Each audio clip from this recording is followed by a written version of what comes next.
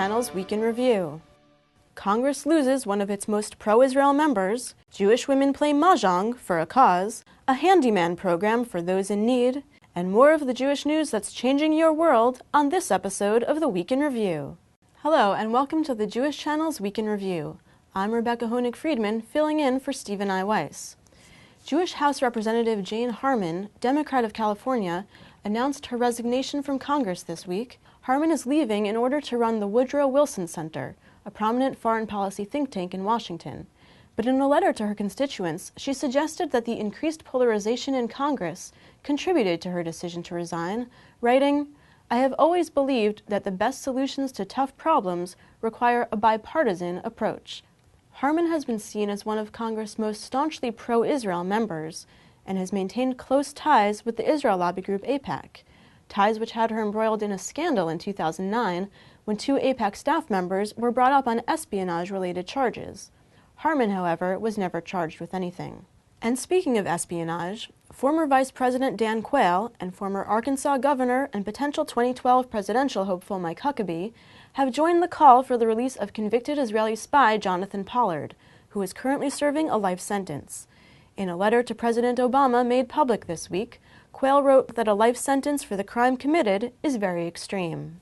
And in an interview with the Jerusalem Post, Huckabee argued that Pollard should be freed as a sign of America's friendship to Israel, saying that it would, quote, send the right message to the rest of the world, that America is not pulling back on its friendship and relationship with Israel, but is accelerating and taking every step possible to solidify those bonds.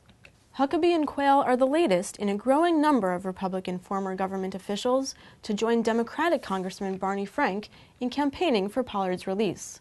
Israeli Prime Minister Benjamin Netanyahu issued a formal request to Obama for Pollard's release several weeks ago.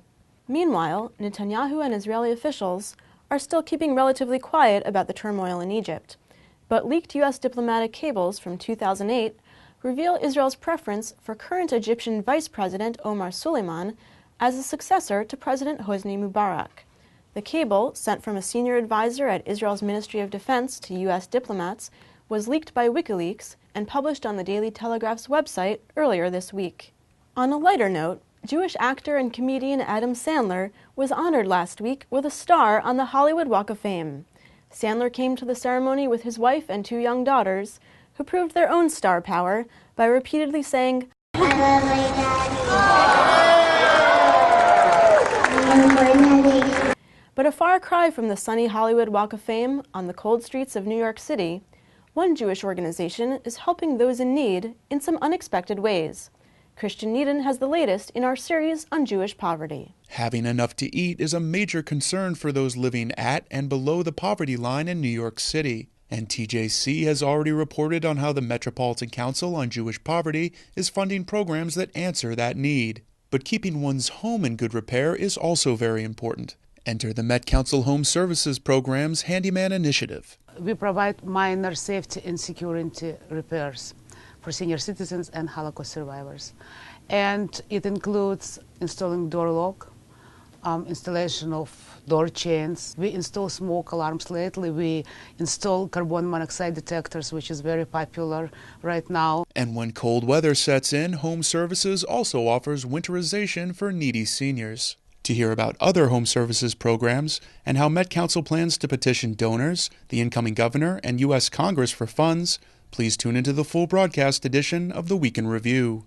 Thank you, Christian. And on the subject of Jewish giving, a new survey of the top 50 philanthropists in America finds that many of the country's biggest donors in 2010 were Jewish. 5 of the top 6 philanthropists listed in the Chronicle of Philanthropy's survey are Jews, with George Soros and Michael Bloomberg at the number 1 and number 2 spot, respectively. But Jewish philanthropy can be done on a much smaller scale. This past weekend, I paid a visit to the Museum of Jewish Heritage in downtown Manhattan for an unusual fundraiser that was as much about having fun as raising funds.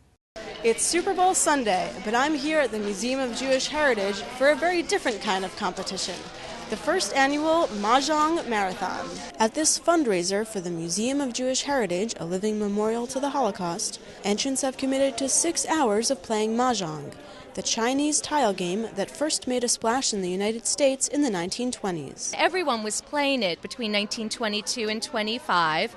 Then it kind of went the way of living rooms, but it cemented itself in women's philanthropies, in sisterhoods. Melissa Martens is a Mah Jongg enthusiast and the curator of the museum's Project Mah Jongg exhibition, which explores the deep kinship between Jewish women and Mah Jongg. In 1937, when the National Mah Jongg League formed to re-standardize the rules and create the card that we all use today, when they called for volunteers to show up to form the league, some 200 women showed up and all were Jewish. And as evidenced here, plenty of Jewish women are still playing the game. So what is it that draws them to Mah Jongg? They say as you grow older, you should learn new things, and so I took it on as a challenge.